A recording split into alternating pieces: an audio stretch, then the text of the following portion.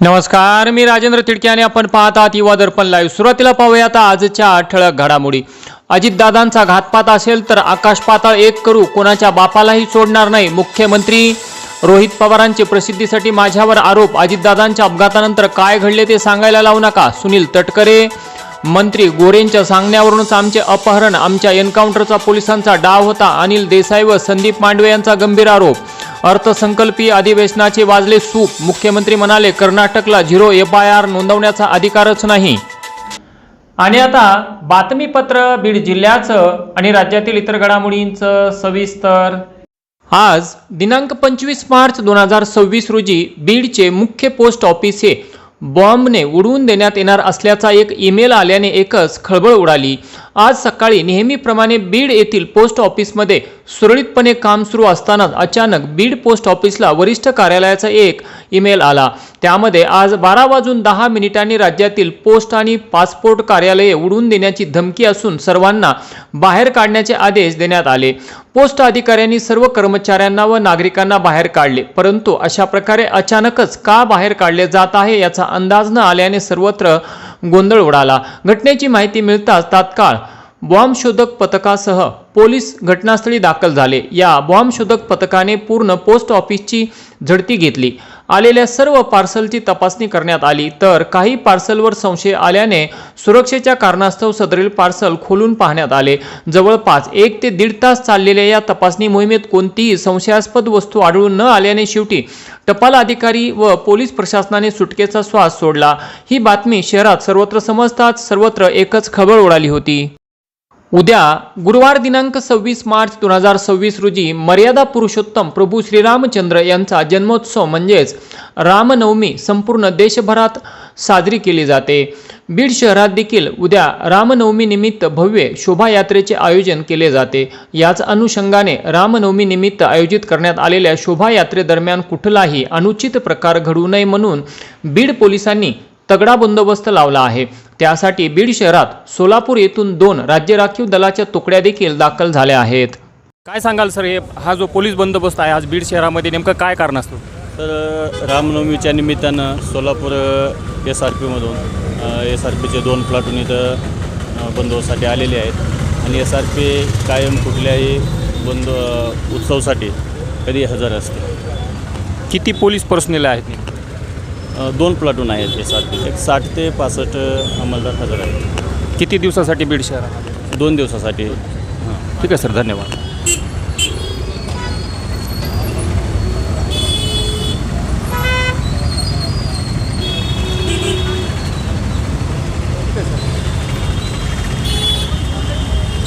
दामिनी पथक प्रमुख PSI पल्लवी जाधव यांना गुप्त बातमीदारामार्फत माहिती मिळाली की मीना बाजारात काही टवाळखोर मुलींना त्रास देत आहेत। त्यावरून दामिनी पथक हे मीना बाजारात दाखल झाले। साध्या वेशात पथक बाजारात गस्त घालत असताना काही टवाळखोर हे मुलींच्या मागे मागे फिरणे, काहीतरी हावभाव किंवा इशारे करताना मिळून आले। त्यांना पोलीस स्टेशन बीड शहर येथे हजर करून त्यांच्यावर प्रतिबंधात्मक कारवाई करण्यात आली।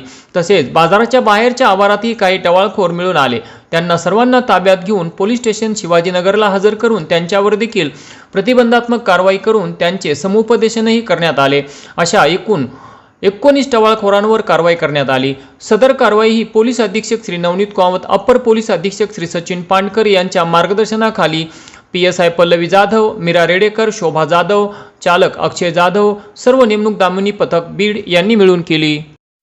पेठ बीड पोलीस ठाण्याचे प्रभारी अधिकारी श्री मारुती खेडकर यांनी बीड जिल्ह्यात टोळीने गुन्हे करणारे टोळी प्रमुख भीमा लक्ष्मण मस्के वय 44 वर्षे राहणार वतारवेस पेठ बीड, अविनाश कल्याण धुरंदरे वय 38 वर्षे राहणार चांदणे वस्ती पेठ बीड, तसेच विपुल उत्तम गायकवाड वय 42 वर्षे राहणार नागोबा गल्ली पेठ बीड यांच्या टोळीवर चोरी करणे, दिवसा व रात्री घरफोडी करणे, टॉवरच्या बॅटऱ्या चोरणे, कॉपर वायर चोरणे असे गंभीर स्वरूपाचे गुन्हे दाखल असल्याने त्यांची जनतेत दहशत असून सर्वसामान्य नागरिकांसाठी त्यांच्यापासून धोका असल्याने सदर टोळीच्या गुन्हेगारी कृत्यांना आळा घालण्यासाठी त्यांच्या टोळीविरुद्ध दिनांक 4/2/2026 रोजी हद्दपारीचा प्रस्ताव पोलीस अधीक्षक कार्यालयात सादर केला होता।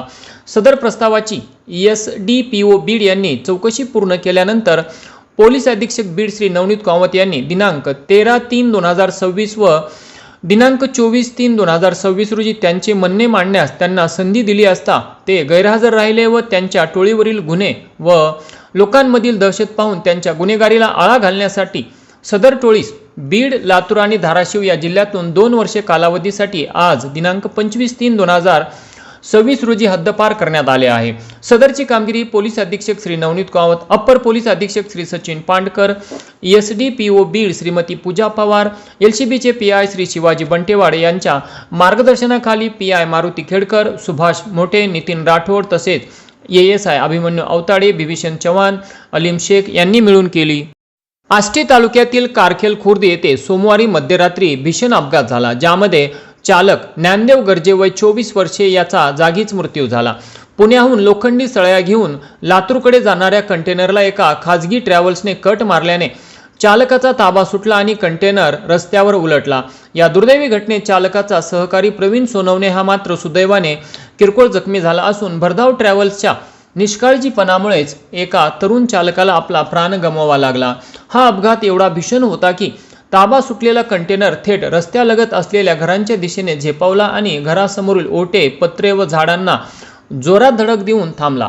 ज्यावेळी ही घटना घडली तेव्हा घरातील सर्व सदस्य गाढ झोपेत होते. मात्र सुदैवाने कंटेनर घराच्या भिंती भेदून आत शिरू शकला नाही, त्यामुळे मोठा अनर्थ टळला. तसेच इतर जीवितहानीही झाली नाही. या अपघाताची माहिती मिळताच अंबोरा पोलीस ठाण्याचे हवालदार हरिभाऊ बांगर, शिवदास केदार, अमोल शिरसाट यांनी घटनास्थळी धाव घेत घटनेचा पंचनामा केला. दरम्यान मृत ज्ञानदेव गर्जे हा मूळचा आष्टी तालुक्यातील लिंबोडी येथील रहिवासी असल्याचे समजते. परळी शहरात एक अत्यंत धक्कादायक प्रकार समोर आला असून बँकेतून सेवानिवृत्त झालेले श्री सूर्यकांत मुंडे यांना एका सायबर भामट्याने तब्बल 23,42,000 रुपयांना फसवल्याचा प्रकार उघडकीस आला आहे. सूर्यकांत मुंडे यांना दिनांक 5 मार्च रोजी एका व्यक्तीने फोन करत तुमच्यावर मनी लॉन्ड्रिंगचा आरोप आहे असे सांगत रिझर्व्ह बँक ऑफ इंडियाच्या नावाने एक नोटीस पाठवली. तसेच स्वतः CBI पोलीस असल्याचे भासवले. त्यासाठी त्या व्यक्तीने मुंडे यांना व्हिडिओ कॉल देखील केला होता. त्यानंतर त्याने वेगवेगळी कारणे सांगत काही खाते क्रमांक देत त्यावर पैसे पाठवण्यास सांगितले. त्यानुसार दिनांक 5 ते 18 मार्च पर्यंत मुंडे यांनी तब्बल 23,42,000 रुपये सदर खात्यावर भरले. त्यानंतर देखील त्याने पैशाची मागणी चालूच ठेवल्याने मुंडे यांनी ही बाब कुटुंबियांना सांगितल्यानंतर हा सर्व प्रकार उघडकीस आला. आता या प्रकरणात बीडच्या सायबर पोलीस ठाण्यात गुन्हा दाखल करण्यात आला असून अधिक तपास चालू आहे. आणि याचबरोबर आजचं बातमीपत्र संपलं. उद्या पुन्हा भेटू काही नव्या आणि ताज्या घडामोडींसह. तोपर्यंत पाहत राहा युवा दर्पण लाईव्ह चॅनल. लाईक करा, सबस्क्राईब करा आणि खाली दिलेल्या बेल आयकॉनला प्रेस करा. तोपर्यंत नमस्कार.